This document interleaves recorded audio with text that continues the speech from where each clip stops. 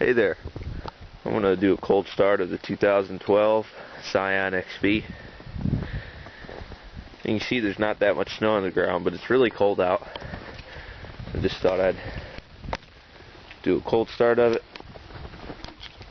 After I do the XB, I'll do the F-150.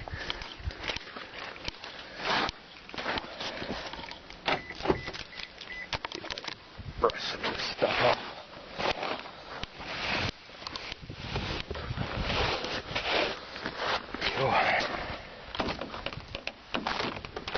Door froze shut a little bit.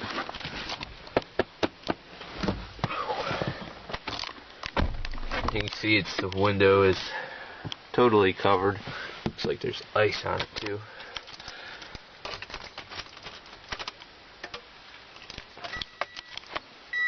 "28 degrees.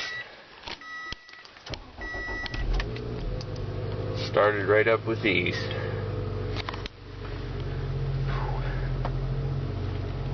It's never not started. Go ahead and turn the heat on full blast on the frost. Let it run for a little while. There you go. That's the third cold start of the 2012 Scion XB.